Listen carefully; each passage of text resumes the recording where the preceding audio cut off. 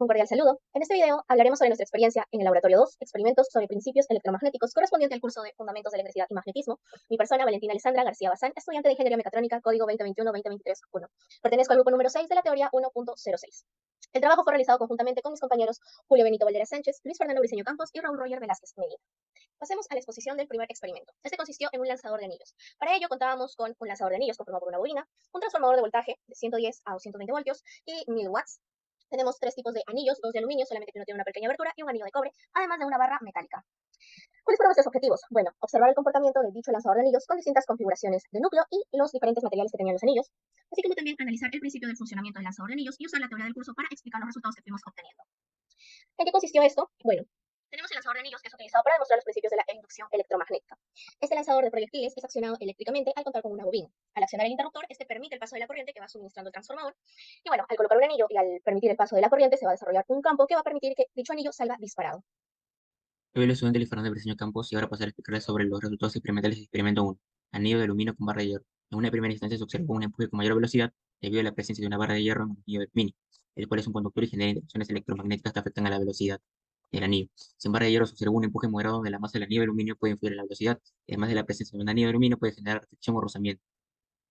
El anillo de cobre con barra de hierro se observó un empuje mayor en comparación con el anillo de aluminio, y sin barra de hierro el empuje es mayor considerando el peso, ya que generalmente el cobre es un poco más pesado que el anillo de aluminio. El anillo de aluminio partido con barra de hierro, si utilizamos una barra de hierro en un lanzador de anillos junto con un anillo de aluminio partido, es un anillo que está roto, fragmentado, no habrá empuje efectivo, y lo mismo pasará sin barra de hierro. Cuestionario del experimento número 1. ¿Por qué el anillo es lanzado al presionar el interruptor? El presionar el interruptor, debido a la interacción entre la electricidad y el magnetismo, específicamente utilizando el principio de fuerza electromagnética, se crea un circuito eléctrico cerrado que permite que fluya corriente eléctrica a través de él. La corriente eléctrica genera un campo magnético alrededor de los conductores del circuito, especialmente las bobinas de un eléctrico. Cuando fluye corriente eléctrica a través de las bobinas del electroimán, se genera un campo magnético intenso. Este campo magnético interactúa con el anillo, que está hecho de un material ferromagnético, paramagnético, ya sea el hierro o el acero. Si el electroimán y el anillo tienen polaridades magnéticas opuestas, se generará una fuerza de atracción que jalará en el anillo hacia el electroimán. Si tienen polaridades magnéticas iguales, se generará una fuerza de repulsión que empujará al anillo lejos del electroimán. Se crea un campo magnético en el electroimán que atrae o repele el anillo, dependiendo de la configuración magnética. Esta fuerza electromagnética hace que el anillo se mueva rápidamente, lo que resulta su lanzamiento. ¿Qué diferencia hubo al usar el anillo de cobre en comparación al anillo de aluminio? Al cobre, al ser un buen conductor eléctrico, las corrientes inducidas pueden circular en el anillo de cobre debido a la variación de campo magnético. Estas corrientes inducidas a su vez generan campos magnéticos que interactúan con el campo magnético original, dependiendo de la polaridad y la intensidad del campo magnético. Esta interacción puede acelerar o desacelerar el movimiento del anillo del cobre afectando su velocidad. Tanto el anillo de cobre como el anillo de aluminio pueden experimentar interacciones magnéticas y fuerzas electromagnéticas que afecten su velocidad, y la diferencia de velocidad dependerá de la configuración específica del lanzador y las condiciones de lanzamiento. ¿Qué ocurre al colocar el anillo hueco? ¿Por qué ocurrió esto? Al estar partido el anillo de aluminio pierde su integridad estructural, las partes fragmentadas del anillo no pueden mantener una forma circular completa y podrían tener secciones que no están conectadas. Esto puede resultar en una distribución desigual de la fuerza aplicada sobre el anillo, reducir la capacidad de ser impulsado de manera eficiente. Con o sin barra de hierro, es probablemente que no haya empuje efectivo sobre el anillo debido a la pérdida de integridad estructural, la resistencia adicional del aire, y también en el caso que se utilice un sistema electromagnético, la interrupción de la continuidad eléctrica. Estos factores afectarán a la velocidad del anillo y disminuirán su rendimiento. Bueno, yo soy el estudiante Raúl Roger Velázquez Medina, continuando con el experimento 2 de inducción electromagnética en una bobina. Los materiales eran bobinas de Helmholtz, sensor de campo magnético, sensor de corriente, computadora, interfaz LabQuest y manes y cables. Los objetivos: generar FEM y corriente inducida en una bobina utilizando un imán. Utilizar la ley de Faraday para estimar el valor de la corriente inducida y comparar este valor con la corriente medida. Utilizar un programa en Python para aproximar la función de corriente teórica. Descripción: la ley de Faraday describe el fenómeno de inducción electromagnética causada por el cambio de campo magnético y por ende el flujo magnético. En nuestro caso específico, si el imán y la espira permanecen en el reposo, entonces no se generará ninguna corriente inducida. Caso contrario, si es que el imán se acerca o se aleja o empieza a rotar, en ese caso sí se generará una corriente inducida. Los resultados experimentales del experimento 2 son hallados gracias al programa LogrePro y organizados en nuestra tabla de datos, como se puede apreciar en la pantalla. Continuando con el cuestionario del experimento 2, ¿por qué al hacer girar el imán se produce una corriente? Cuando el imán se mueve o gira, las líneas de campo magnético que atraviesan el circuito, que en este caso es una bobina, se modifican, van cambiando con el tiempo. Esto conlleva en un cambio en el flujo magnético. Esto hará que genere así un voltaje en el circuito, de acuerdo con la ley de Faraday, lo que se conoce como inducción electromagnética. Determina el periodo y velocidad angular usando los datos experimentales. Usando la tabla de datos del experimento 2, podemos decir que el periodo, que está medido en segundos, será de 0.288 segundos. De igual forma, podemos hallar la velocidad angular, que en este caso vendría a ser 21.816, como se muestra en la pantalla. Utilicé la ley de Faraday para aproximar el valor de la corriente inducida pico. Para ello nos dan una fórmula, que en este caso lo vamos a usar. En primer lugar hallamos el campo magnético pico, con los dos valores, el campo magnético máximo y el campo magnético mínimo, saliendo así 1.628 por 10 elevado a la menos 3. Calculamos el flujo magnético usando la fórmula, campo magnético pico por área por el coseno de la velocidad angular por el tiempo. En este caso, es importante aclarar que todos los datos usados son sacados de nuestra tabla de información del experimento 2, obteniendo así un flujo magnético de 0.0199 por 10 elevado a la menos 3, por el coseno de la velocidad angular por el tiempo. En este caso, lo que más nos interesa es el cambio del flujo magnético, que lo podemos hallar derivando. En este caso sale 0.435 por 10 elevado a la menos 3 por menos seno de 21.816 por D. En este caso, usaremos la ley de Faraday para calcular la cantidad de Fem teórica. Vendría a ser menos el número de vueltas por el cambio del flujo magnético, resultando así 0.0435 por el seno de la velocidad angular por el tiempo. Es importante reconocer que todos estos datos lo hemos obtenido de nuestra tabla que estaba previamente organizada. Finalmente, hallamos la corriente inducida teórica pico con la resistencia que se nos brinda, que en este caso sería corriente inducida teórica pico, la Fem entre la resistencia, obteniendo así 0.0363 amperios. Comparamos con la corriente inducida experimental pico. La corriente inducida experimental la vamos a hallar con los dos valores que lo tenemos en nuestra tabla, que vendrían a ser la corriente máxima y menos la corriente mínima, obteniendo así 0.0204 amperios. Ahora veremos el código de programación que desarrollamos para resolver parte de la pregunta del experimento 2 de inducción. Empezamos en este importando las librerías que vamos a necesitar para cálculos posteriores y luego de ello importamos el documento TXT en el que teníamos los datos que nos brindó el programa Lawyer Pro del sensor. Una vez importado, le asignamos a nuestras variables los datos correspondientes. Tenemos el tiempo, el campo magnético del sensor y la corriente del sensor. Una vez asignados, pasamos a graficar dichos datos. Tenemos nuestro campo magnético medido en militeslas con respecto al tiempo medido en segundos. Aclarar que estamos considerando un tiempo de 2 a 3 segundos y que los datos que conseguimos fueron la medición durante este tiempo. Y vemos que dicha gráfica tiene ligeras variaciones o ruido, no es una gráfica muy continua, lo cual nos dificultará cálculos posteriores. Es por ello que vamos a realizar un ajuste de curva. Y para esta nueva curva utilizaremos la función seno, ya que es una gráfica senoidal. Y bueno, tenemos algunos parámetros que van a ser necesarios determinar, que ya los podemos determinar mediante gráfica o mediante los datos que ya teníamos de nuestra medición que realizamos. Una vez que ya tenemos los parámetros determinados, pues vamos a plantear nuestra ecuación y al graficar esto obtenemos una curva, que vendría a ser la curva roja, bastante similar a la inicial que fue la curva celeste, que es prácticamente lo que buscamos.